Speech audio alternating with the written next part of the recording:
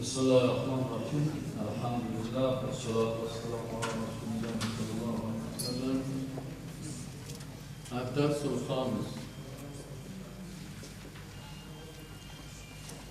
التفسير الموضوعي الاعتقادي. درس پنجم است از درس تفسیر موضوعی اعتقادی. با شما هم قاعده را خوانده بودیم که القرآن كله في التوحید، القرآن كله في التوحید. بعد از توحید تقسیم کردیم به سه بخش: الربوبیه والألوهية والأسماء والصفات. الربوبية تفسير الربوبية در دو بخش تقسیم میشه. یکی الإيمان بوجود الله سبحانه وتعالى، ثانيا الإيمان بإفراد الله سبحانه وتعالى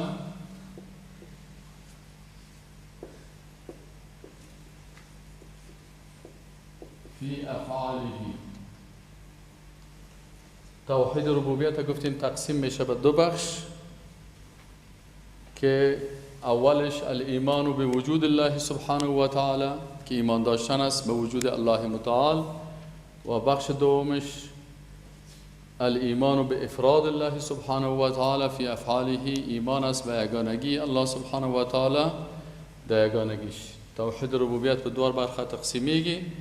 اول ایمان ده الله به وجود بانده که الله موجود ده، خالق ده آسمان و بزکه ده.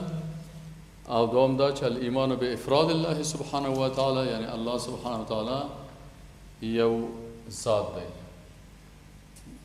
والإيمان بإفراد الله سبحانه وتعالى في أفعاله، دي الله سبحانه وتعالى كرونو كي أفعاله كي الله يودي. وتوحيد الألوهية أيضا ينقسم إلى قسمين: توحيد العبادة وتوحيد التشريع أو الحاكمية أو الطاعة. دوم قسم توحید الوهیت است که توحید الوهیت به دو بخش تقسیم میشه. یکی توحید عبادت است و دومش توحید تشریع هست. تشریع و حاکمیت و طاعت و الاتباع در کتاب‌های عقیده به نام‌های مختلف ذکر شده. التحاکم الى الشریعه،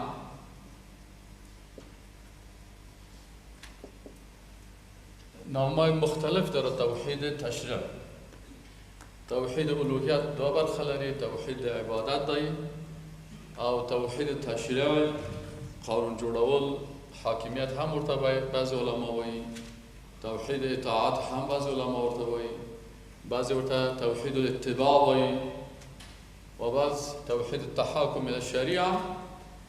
این کل نام ها که هست از اون آیات مختلف قرآن عظیم شان گرفته شده و این مسائل اجتهادی است که علما نام برش ماندن، لکن آیات قرآنی هست در قرآن عظیم شان، از این خاطر از روی استنباط کردن و به خاطر آسان ساختن. و قسم سومش هم دو بخش تقسیم میشه: ينقسم الى قسمين: توحید الاسماء و توحید الصفات. اگر فکرتان باشه روزی من گفتم که اصلا در قرآن عظیم شان توحید به چند قسم است؟ 6 قسم آمده: در ذات، صفات، افعال، عبادت، اطاعت و نامها. امیر علما به 3 بخش تقسیم کرده، بعد از زیر هر بخشش یک قسم ذکر کرده. پس به هر حال این قسم تقسیم میشه. ما شما دیروز تعریف چیز خواندیم، توحید الربوبیت. و کمکش مانده او رو میخوانیم، بعد از او شروع میکنیم بخیر انشاءالله اگر وقت مانده توحید الوهیت. در توحید ربوبیت ما و شما گفتیم دو بخش داره. بخش اولش ایمان به ذات الله سبحانه و تعالی هست. اول توحید ربوبیت به دو بخش تقسیم کردیم، گفتیم که بخش اولش چی است؟ الایمان بوجود الله سبحانه و تعالی فی ذاته، ایمان داشتن به ذات الله سبحانه و تعالی در ذاتش، که یک انسان مسلمان در ذات خالق متعال چه قسم ایمان داشته باشه. سوره اخلاص است که قاری صاحب بر ما میخونه قل هو الله احد. قل هو الله احد الله الصمد لم يلد ولم يولد ولم يكن له كفوا احد. این سوره است که ذات الله متعال بر ما و شما معرفی میکنه. در زمانی که رسول الله صلی الله علیه و سلم مبعوث گشت، در این وقت یک تعداد مردم عقیده داشتن که العیاذ بالله سه خدا هست. نصرانی ها می گفتن خدای پدر است، خدای پسر است و خدای روح القدس است. لقد کفر الذین قالوا ان الله ثالث ثلاثه، کافر شدن یقینا کسایی که گفتن سه معبود است. یک تعداد مردم که پدرکلانای ما و شما بود در منطقه افغانستان و ایران، یا العیاذ بالله کافر بودن، میگفتن که دو خدا هست، یا را ثنویت میگفتن. نصرانی ها تثلیث یعنی سه معبودی و یا را ثنویت میگفتن. ثنویت چی معنا؟ میگفتن یکی یزدان است و یکی اهریمن است. یکی میگفتن خدا یزدان است و یکی اهریمن است. آتش پرستا بودن، میگفتن العیاذ بالله یکی خدای خیر است یکی خدای شر است. پس این یزدان که است نام معبود آتش پرستاست که متاسفانه بعضی مسلمانایی که نمیفهمه نام خدا و تخلص خدا و این کلمات استعمال میکنن. غلط است. عزت و یزدان یا مربوط میشه به عقیده آتش پرستا.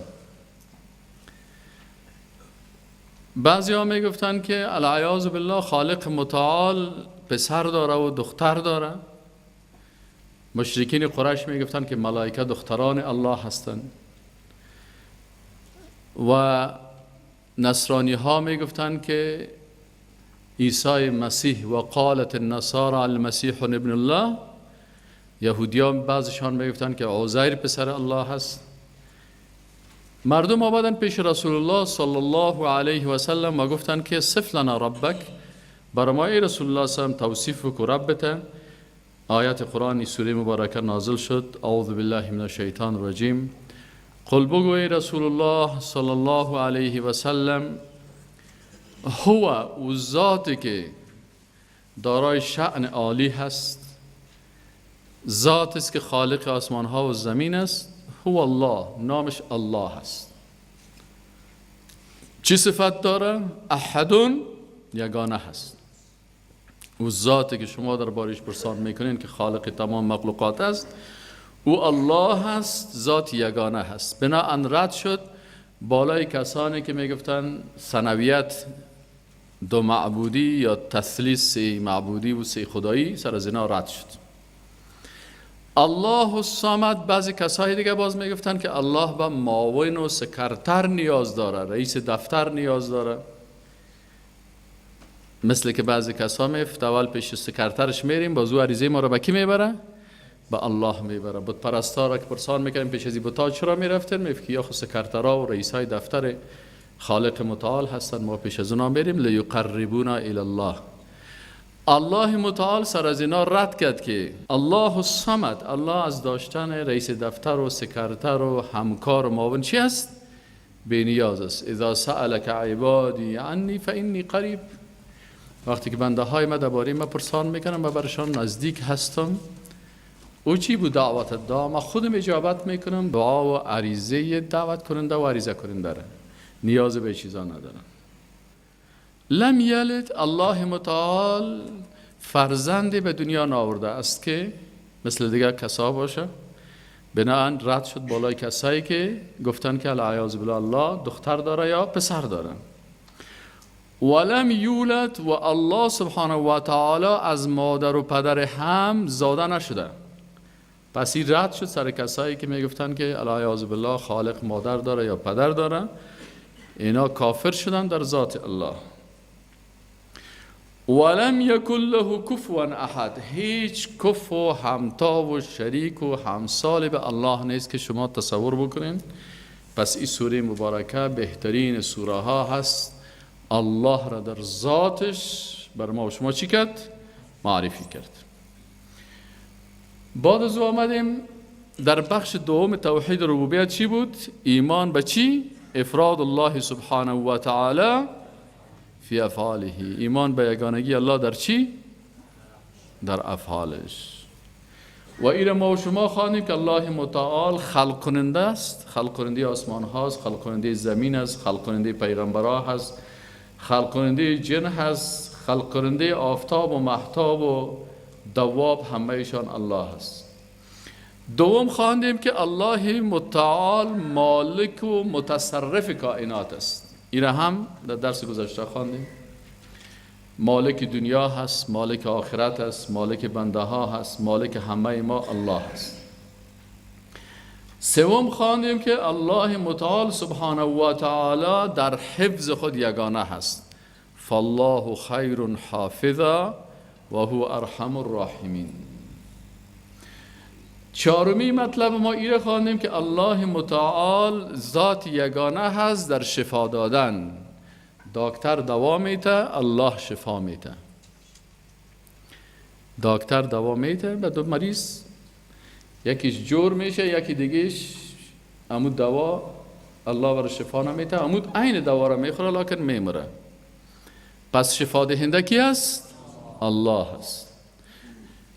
ابراهیم علیه السلام حکمت چی هست؟ یک کسی از شما پرسان میکنه میگه شما تفسیر خواندین، تفسیر موضوعی اعتقادی. حکمت چی است که الله متعال در قرآن عظیم الشان درباره ابراهیم علیه السلام یا سخن ابراهیم علیه السلام الله نقل میکنه؟ شما در جواب میگین که الله متعال برای ما و شما میفهمانه که او مردم شما در ملت ابراهیم علیه السلام هستین؟ بله هستیم. پس خود ابراهیم میگه که من کس را شفا دادن نمیتونم. پس شما چرا میرین به قبرها استاد میشین که برای من شفا بدی؟ پس شفا دهنده کی است؟ الله. و اذا مرضت، وقتی که من مریض شم فهو یشفین. کی میگه؟ ابراهیم علیه السلام. پس باید عقیده خود از کجا بگیریم؟ از گپای سازنده بگیریم، از خواندنای خواننده بگیریم، و یا از کلام الله قرآن عظیم شان بگیریم. قرآن عظیم شان برای ما میگه که این قرآن شفا هست برای سینه هایتان. و ننزل من القرآن ما هو شفاء و رحمت للمؤمنین. این شفا و رحمت است برای کی؟ برای مؤمنان. خب این را هم خواندیم. پنجمی را خواندیم که یا امروز میخوانیم که تدبیر این مخلوقات کی میکنه؟ الله میکنه. وقتی که این جهان خلق کرده تدبیرش هم کار الله است. سوره یونس آیت 3 پیدا بکنیم. إن ربكم الله الذي خلق السماوات والأرض في 6 أيام ثم استوى على العرش يدبر الأمر ما من شفيع إلا من بعد إذنه ذلكم الله ربكم فاعبدوه أفلا تذكرون. در سپاره 11 در سوره یونس علیه السلام در آیت 3 الله تعالی میگه که ان ربکم، یقینا که ربکم رب شما که خلق کننده، روزی دهنده، شفا دهنده و تدبیر کننده آسمان و زمین است و الله است. الذي ذاتی که خلق السماوات والارض فی 6 ایام، که خلق کرد آسمان ها و زمین در 6 روز. ثم استوى على العرش، باز استوا نمود بالای عرش. یدبر الامر، اونمو خالق تدبیر کننده امور است. اینجا چی است؟ افراد الله فی تدبیره، افراد الله فی تدبیره، عنایت الله متعال تدبیر میکنه امور را، چه وقت روز باشد، چه وقت شب باشد، چه وقت قیامت شود، چه وقت انسان ها بمرند، چقدر انسان پیدا شود، رزقشان چقدر باشد، تدبیر همه از اینا با کی است؟ با قدرت الله است. ما من شفیع الا من بعد اذنه، و شفاعت هم کس کرده نمیتونه مگر بغیر از اجازه الله. ذالکم الله ربکم فاعبدوه، اینمی الله که است، این رب شما، این خلق کننده شماست، روزی دهنده شماست، شفا دهنده شماست، تدبیر کننده آسمان و زمین است، حفظ کننده شما است. پس او را عبادت بکنیم. افلا تذکرون، آیا شما در این باره صحیح فکر نمیکنیم، یاد نمیکنیم، از عقلتان کار نمیگیریم؟ ان ربکم، ان یقینا ربکم تاسو رب الله سبحانه و تعالی الذي حفظ چه خلق السماوات والارض، چه خلق کردی آسمانون و ذکر فی 6 ایام بشپو رزقی ثم استوى اگر ورست استوا وکا علی العرش که عرش بنده یدبر الامر طول کارون تدبیر کی الله. ما من شفیع نستحیل شفاعت کرد الا من بعد اذنه، مگر پس الله اجازه نه. ذلكم الله ربكم، دغه حق الله سبحانه و تعالی حق ذات چې ربکم د تاسو رب دی، خالق، مالک، متصرف، شفا ورکون کی، تدبیر کون کی، فاعبدوه، تاسو د دغه ذات عبادت وکي. افلا تذکرون، نو ولې تاسو د خپلو ولې ذکر نه کوئ، ولې یاد نه کوئ، ولې خپل عقل نه کار نه اخلئ؟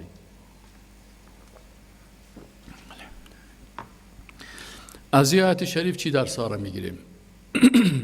اول الله متعال میگه ربتان الله هست، پس همیشه در زبانتان نام کی باشه؟ الله سبحانه و تعالی. چی صفات داره ای الله؟ ای رب خلق السماوات والارض، و نمود ذات است که آسمان و زمین خلق کرده. کی میتونه بگویه که ما آسمان و زمین خلق کردیم؟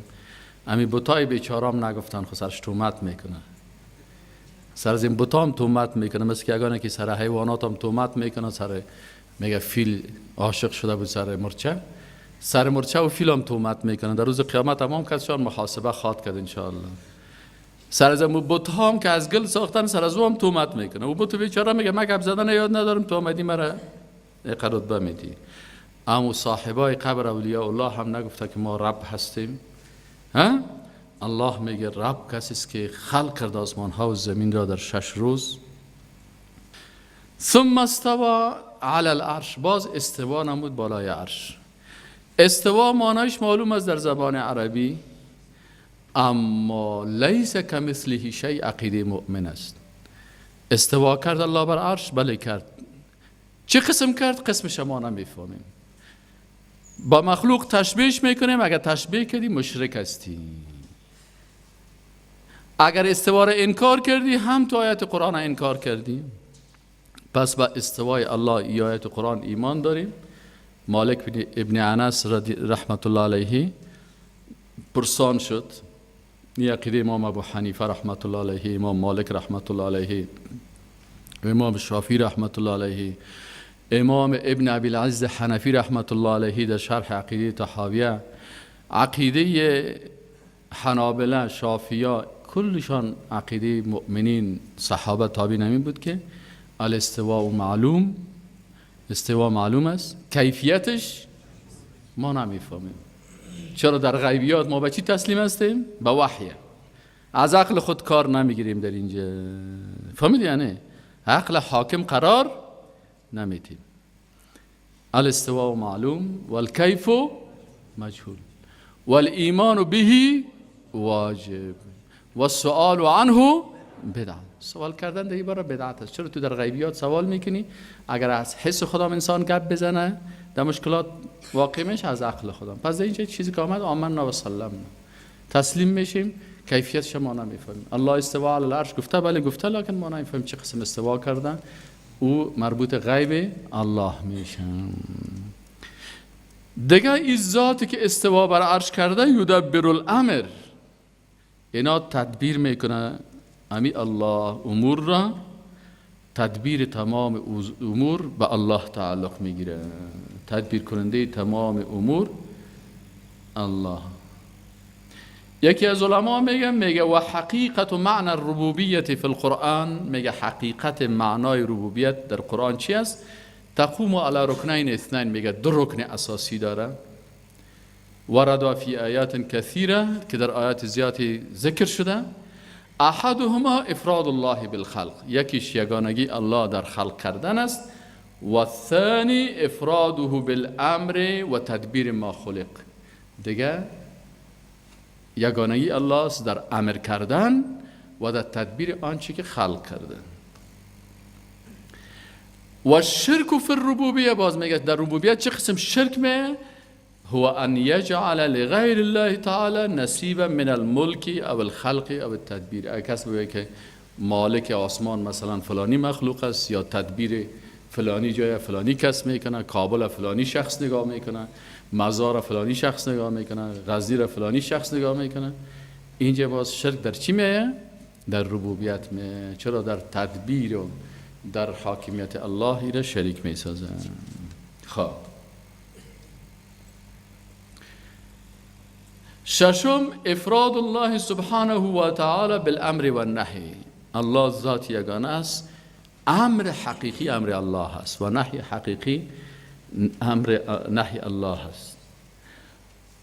هو افراد الله بتدبیر الامر في خلقه و هدایتهم الى قیام شؤونهم و تصریف احوالهم والعنایت بهم. سوره اعراف آیت 54: ان ربکم الله الذي خلق السماوات والارض في 6 ایام ثم استوى على العرش. قاری صاحب سوره اعراف آیت 54. إن ربكم الله الذي خلق السماوات والأرض في 6 أيام ثم استوى على العرش يغشي الليل النهار يطلبه حثيثا والشمس والقمر والنجوم مسخرات بأمره ألا له الخلق والأمر تبارك الله رب العالمين. الا له الخلق والامر، شاهد اینجاست. الله متعال میگه الا آگاه باشین، له خاص بر الله است، الخلق خلق کردن، والامر امر کردن. تبارک الله رب العالمین، بسیار با برکت و عظمت است الله که رب العالمین است. خب در آیت دیگه هست، سوره آل عمران آیت 154 است. ثم أنزل عليكم من بعد الغم أمنة نعاسا يغشى طائفة منكم وطائفة قد أهمتهم أنفسهم يظنون بالله غير الحق ظن الجاهلية يقولون هل لنا من الأمر من شيء قل إن الأمر كله لله يخفون في أنفسهم ما لا يبدون لك يقولون لو كان لنا من الأمر شيء ما قتلنا هاهنا قل لو كنتم في بيوتكم لبرز الذين كتب عليهم القتل إلى مضاجعهم وليبتلي الله ما في صدوركم وليمحص ما في قلوبكم والله عليم بذات الصدور. اصل مقصد که است دمی قسمت است که قل ان الامر كله لله، یعنی اینجا افراد الله سبحانه و تعالی فی امره، یگانگی الله در چی هست؟ در امرش هست قل وای ای رسول الله صلی الله علیه و سلم ان الامر کله یقینا سرچه امرونه چې دی تو کله ټوله لله خاص الله د پاره دی چې دا دی باندې باید ځان پوکي د مخلوق امر چې ده ناقص ده که د نصرت امری که د شکست امری که داخلیدل په اسلام کی که هدایتی دا ټول امور د چا په لاس کې ده د الله سبحانه و تعالی. سابعا افراد الله تعالی به تقدیر الامور. تقدیر که هست اندازه کردن امور، ای هم به تصرف الله هست. در سوره فرقان آیت 2 الذي له ملك السماوات والأرض ولم يتخذ ولدا ولم يكن له شريك في الملك وخلق كل شيء فقدره تقديرا. اینجا هم الله متعال معرفی میکنه. الله متعال ذات با عظمت خدا معرفی میکنه، میگه الذی الله ذاتی هست که له ملک السماوات والارض که بر از مالکیت و تصرف آسمان ها و زمین است. ولم یتخذ ولدا و الله متعال فرزند نگرفته، دختر و پسر نگرفته. کسایی که تومت میکنن و شرک میارن و مشکل خودشان است. ولم یکن له شریک فی الملک، در این مالکیت و تصرف الله کسی که الله شریک نیست. نه کسی میتونه که کابل به امرای الله حفظ کنه، نه کسی میتونه آسیا را حفظ بکنه، نه میتونه افریقا را حفظ بکنه. حافظ همش الله هست. و خلق کل شیء، الله ذاتی است که هر چیز را خلق کرده. فقدره تقدیرا، افراد الله فی التقدیر، پس هر چیز الله خلق کرده و تقدیرش هم الله نوشته کرده. والقدر خیره و شره من الله تعالی. الذي الله سبحانه و تعالی حق ذات دی چې له ملک السماوات والارض، مالکیت تصرف د اسمانونو او د مځکو د دې په قدرت کې ده. ولم يتخذ ولدا، دغه ذات چې الله دی لم يتخذ ندى نیولی ولدا کوم لور یا زوی. ولم یکن له شریک فی الملک، او نسته د الله د پاره کوم شریک د دې په مالکیت کې، د دې په حاکمیت و حکومت کې، د دې په تصرف کې چې کوم منطقه کوم ولایت هغه هم الله سره شریک سی او هغه وساتي نه. وخلق كل شيء، او خلق کړی هر شی. فقدره تقدیرا، نو د دې لپاره تقدیر هم مقدر کړی او لیکلی. والله يقدر الليل والنهار.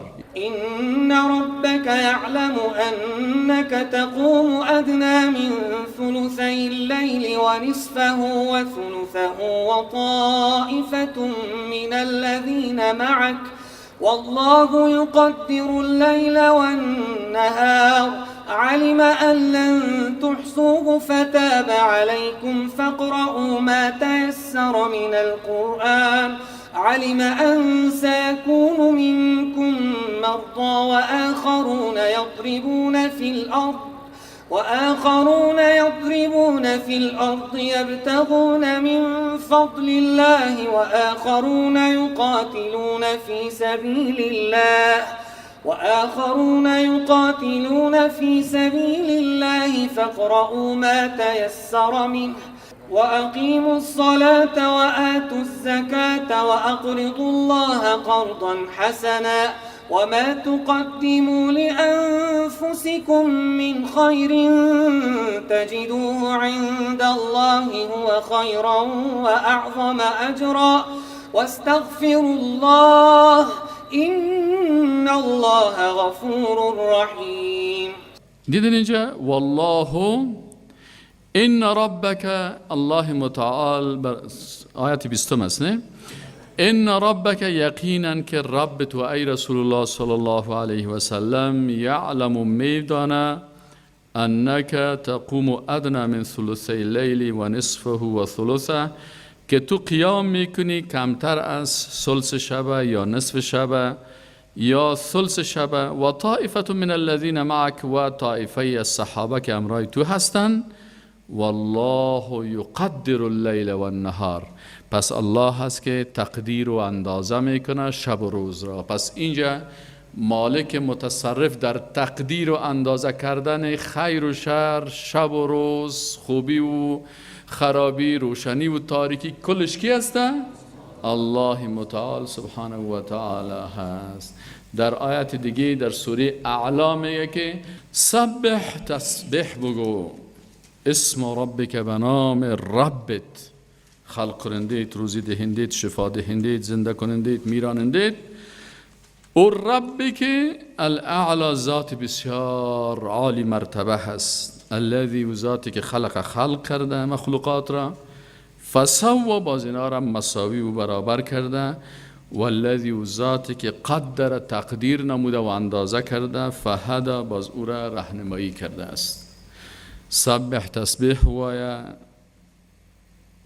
اسم ربک دخبل در رب نامه الاعلا چه دیر لوړ مرتبه ذات دی، الذي هغه ذات چې خلق کړی مخلوقات، فسوا نو دی مساوی ګرځولی، والذي او هغه ذات چې قدر تقدیر کړی اندازه کړی، فهدا بیا هدایت کړی. نو در ټول مالک رب العالمین دا چې ډیر با عظمت ذات ده، باید انسان هغه وپیژني. اتم یا اشتم افراد الله تعالی به اجابت دعا، یگانگی الله در چی هست؟ در قبول کردن و استجابت یا اجابت دعا است. سوره غافر آیت 60. وقال ربكم ادعوني استجب لكم ان الذين يستكبرون عن عبادتي سيدخلون جهنم داخرين. بسم الله الرحمن الرحیم. و قال ربکم و گفت رب شما. ببین قرآن همیشه الله را برای ما چی میکنه؟ معرفی میکنه.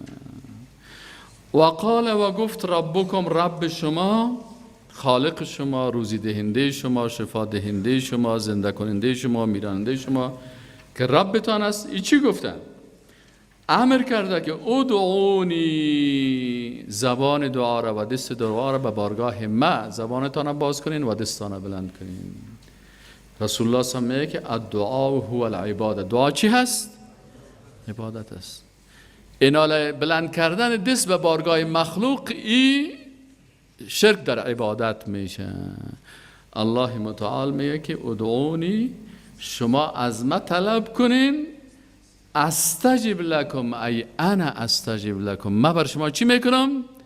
اجابت میکنم. اینجا امر الله هست، امر اعتقادی هست. ان الذين يستكبرون عن عبادتي، یقینا کسانی که تکبر میکنن از عبادت من، یعنی به بارگاه من از ما طلب نمیکنن، میرن به مخلوق، از مخلوق طلب میکنن. یا در حقیقت اعظمی هم معلوم میشه که دعا چی هست؟ عبادت هست. ان الذين يستكبرون عن عبادتي، کسایی که تکبر میکنن. سيدخلون جهنم داخرین، اینا داخل میشن در جهنم.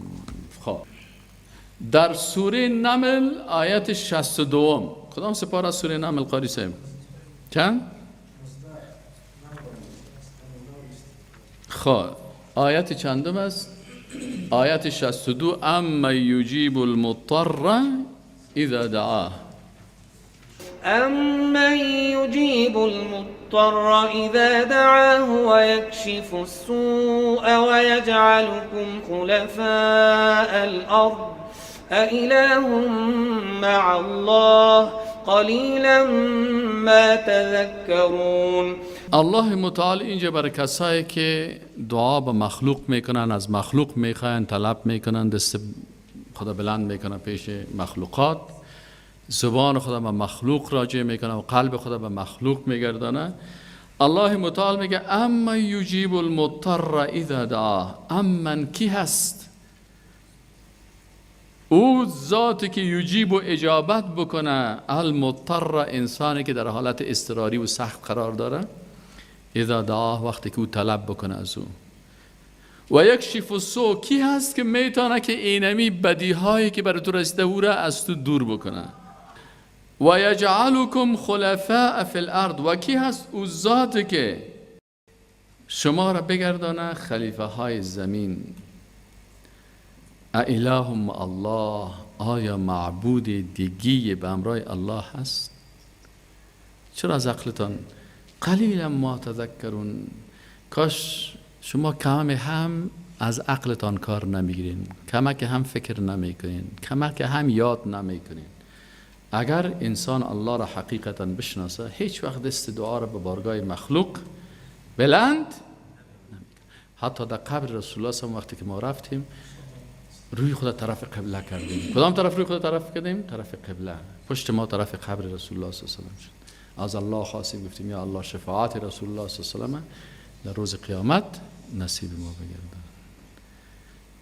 به خاطر ازی که هیچ معبودی به امرای الله نیست. هفتم، افراد الله تعالی به ترزیق، یگانگی الله هست در چی؟ در روزی دادن. سوره بقره آیت 212. زين للذين كفروا الحياة الدنيا ويسخرون من الذين آمنوا والذين اتقوا فوقهم يوم القيامة والله يرزق من يشاء بغير حساب. زین، زینت داده شده هست للذین، برای کسانی که کفر و کافر شدن. چی زینت داده شده برای کافرها؟ الحیات الدنیا، زندگی دنیا. اینا زیاد به دنیا مشغول هستند و کل هم و غمشان و فکرشان دنیا هست. این دنیا پرستا چی عادت دارن؟ و یسخرون من الذین آمنوا، اینا مسخرگی میکنن به کسانی که اونا ایمان آوردن.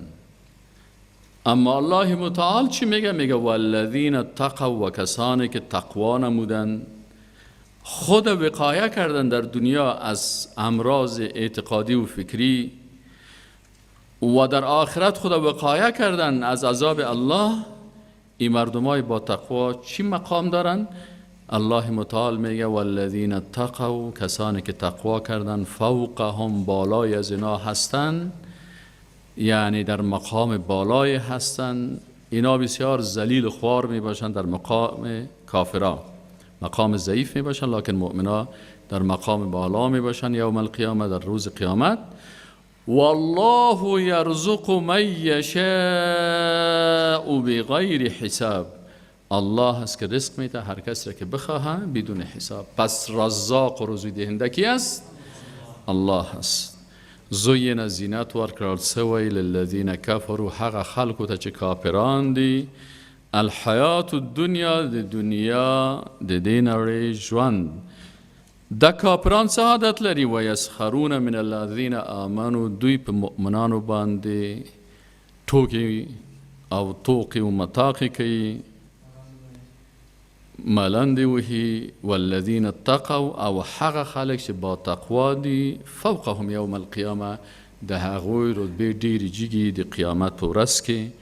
والله یرزق من یشاء بغیر حساب، الله رزق ورکوي من یشاء، هر چاته چې وغواړي، بغیر حساب، بلا حسابه. دیتا افراد الله فی الترزیق، یعنی دی الله یوالی پر روزی ورکولو کې. در سوره عنکبوت در آیت 60، وكأين من دابة لا تحمل رزقها الله يرزقها وإياكم وهو السميع العليم. وكأي من دابة، و هر یکی از جنبنده ها، دابه ما یدب فی الارض، هر چیزی که حرکت میکنه در زمین دابه گفته میشه. خزنده باشه، حیوان باشه، انسان باشه، هر چیزی که باشه. لا تحملو، که ای حمل کرده نمیتونه رزق خدا، امی جنبنده کوچک و ضعیف. الله یرزقها و ایاکم، الله او را هم رزق میده و شما را هم.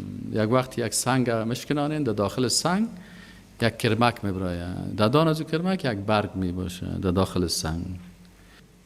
اینجاست که الله یرزقها، الله او را هم رزق میده و شما را هم. و هو السمیع العلیم، الله ذات سمیع و علیم است. دهم که است افراد الله تعالی بالتربیت و الهدایه، یگانگی الله در تربیت کردن و هدایت دادن. الحمد لله رب العالمین، حمد و ثنا و صفت است به الله که رب، مربی و تربیت کننده کی است؟ عالمیان است. قال الشيخ عبد الرحمن بن سعدی رحمه الله، شیخ عبد الرحمن بن سعدی رحمت الله علیه میگه الرب هو المربی جمیع عباده، او تربیت کننده هست کی را؟ جمیع عباده، تمام بنده هایشان را. به تدبیر از اینا را الله میکنه. و اصناف النعم، صنفای مختلف نعمت ها را به خاطر تربیت داده. حالا اگر عقل نمی داشتی بسیار بی تربیت بودی، سرک جانلوچ روان می بودی. الله تو را تربیت کرد، عقل برات داد. الله تو را تربیت کرد، برات پیغمبر فرستاد. الله مرا تربیت کرد، بر ما پیغمبر فرستاد، بر کل ما و شما پیغمبر فرستاد، بر ما و شما قرآن داد. قرآن ما را تربیت میکنه، کلام الله هست. میگه اصناف نعم، نعمت ها را بر کلگی داده تا اینا تربیت شوند. میگه و اخص من هذا، خاصتر از تمام از اینا چی هست؟ تربیته لاصفیائه، تربیتش از برای کی؟ برای دوستانش است. الله باز دوستای خدا چه قسم تربیت میکنه؟ به اصلاح قلوبهم، اینا رو چی میکنه؟ در پالو دیگه نعمت ها قلبای از اینا رو هم اصلاح میکنه. و ارواحهم، ارواح از اینا رو تربیت میکنه و اخلاقشان را. علامه ابن قیم رحمه الله چی میگه؟ و الرب هو السید والمالک والمنعم والمربی والمصلح والله تعالی هو الرب بهذه الاعتبارات كلها. الله متعال میگه سید است، مالک است، منعم نعمت دهنده هست، مربی هست، مصلح اصلاح کننده هست. و الله متعال رب است به تمامی از اعتبارات. و الرب هو السید، الله سید ده، حاکم ده. والمالک مالک متصرف ده. والمنعم منعم ده، نعمتون ورکی. والمربی او تربیت کوي و هدایت کوي. والمصلح اصلاح کوي. والله تعالی هو الرب، او الله رب ده بهذه الاعتبارات كلها. سوره انعام آیت 161. قل إنني هداني ربي إلى صراط مستقيم دينا قيما ملة إبراهيم حنيفا وما كان من المشركين. قل بگو ای رسول الله صلی الله علیه و سلم اننی یقینا من که هستم، که رسول الله هستم صلی الله علیه و سلم، هدانی ربی، مرا هم کی هدایت کرده؟ تربیت کننده ما، هدایت دهنده ما، امر کننده ما و رب ما کی است؟ الله است که او رب ما هست. این مرا هدایت کرده و تربیت کرده و راهنمایی کرده الی صراط مستقیم. به کدام راه؟ راه مستقیم. دین هست که قیما راست است. ملت ابراهیم حنیفا، اونمون ملت پاک ابراهیم علیه السلام است. یعنی عقیده رسول الله صلی الله علیه و سلم و ابراهیم علیه السلام، تمام پیغمبران عقیدهشان چی است؟ یک عقیده هست. بعضی کسا بی دین نمیفهمه، میگه موسی به دین خود، عیسی به دین خود. یک کلمه کفری هست. موسی علیه السلام هم موحد بود، عیسی علیه السلام هم موحد بود. بعضی کسای دیگه بی عقلی میکنن، اشتباه میکنن، الله متعال هدایتشان کنه. اینی کسایی که عقیده دارن که سه خدا هست، نصرانیا، صلیبیا یا را میگن مسیحی، یا مسیحی نیستن، یا پیروای عیسوی هم نیستن، یا پیروای عیسی علیه السلام هم نیستن، یا نصارا هستن، پیروای پولس هستن. یهود باید موسوی نگوییم یا پیروای موسی علیه السلام نیستن. هیچ کافر پیرو پیغمبر نیست. پیرو پیغمبر کسی است که او چی باشه؟ موحد و یکتا پرست باشه. ابراهیم علیه السلام موحد بود و ما کان من المشرکین، از جمله مشرکین نبود. قل بگوی رسول الله صلی الله علیه و سلم ان صلاتی، نماز ما، و نسوکی و مناسک ما، بخصوص مناسک حج، و محیای و زندگی ما، و مماتی و مرگ ما، لله کلش به تصرف الله است. ما که پیغمبر هستم چیز تصرف ندارم. مالک متصرف خودم هم الله هست و تمام عبادات ما هم به الله میکنم. رب العالمین، به خاطر ازی که او رب العالمین است. ما پیغمبر هستیم، بنده هستیم. لا شریک له، در ذات و در صفات و در ربوبیت و الوهیت و اسماء و صفات از هیچ کس شریک نیست. و بذالک امرت، ما به اینمی امر شدیم شما در قسمت ما و پیغمبرها افراط نکنین. و انا، و ما که پیغمبر هستم و رسول الله هستم، اول المسلمین، اولین مسلمانای هستم که به حکم الله تسلیم شدیم. قل بگو ای رسول الله صلی الله علیه و مردم، اغیر الله ابغی ربا، آیا ما بغیر از الله رب دیگه بگیرم؟ این کار ما نمیکنم. مشرکین دعوت میکنن که بیا 1 سال تو معبودای ما را عبادت کو، باز ما 1 سال معبودای تو را عبادت میکنیم. بگو آیا ما بغیر از الله طلب بکنم رب دیگر؟ و هو رب کل شی، در حالی که الله رب هر چیزی است. ولا تکسب کل نفس الا علیها، هیچ چیز را انسان کسب نمیکنه مگر بالایش است. یعنی جرم هر کسی بالای خودش است. هر کسی هر گناهی که میکنه نتیجهش بالای کی است؟ بالای خودش است. ولا تزر وازرة وزر اخرى، هیچ کسی، هیچ گناهگار گناه کسی دیگر را به دوش خود نمیگیره. اما اگر اعضای فامیلت باشه و تو مکلفیت داری که اونا را باید زیر دستت هست، باز اونجا اما در صورت دیگه اگر یک کسی دیگه گناه میکنه تو متحمل از اون نمیشی. ثم الی ربکم مرجعکم، باز به سوی پروردگارتان بازگشت شماست. فینبئکم بما کنتم تعملون، باز شما را خبر میده با آن چیزی که شما اختلاف میکردین. 11 یگانگی الله سبحانه و تعالی هست به چی؟ بالاحیاء والاماته، به زنده کردن و میراندن. سوره بقره آیت 28. كيف تكفرون بالله وكنتم أمواتا فأحياكم ثم يميتكم ثم يحييكم ثم إليه ترجعون. كيف تكفرون، چگونه کافر میشوین بالله، به الله متعال. الله متعال سه که انسانها را توحید میفهمانه و اینا را از شرک میگه دور باشین. کیف، چگونه تکفرون کافر میشین ای مردم بالله، به الله، و کنتم امواتا، شما مثل مرده ها بودین، وجود نداشتین. فاحیاکم، پس الله متعال شما را زنده کرد. ثم سپس یمیتکم، میمیراند شما را. ثم سپس یحییکم، باز شما را زنده میکنه. ثم الیه ترجعون، باز به سوی الله شما رجوع میکنین.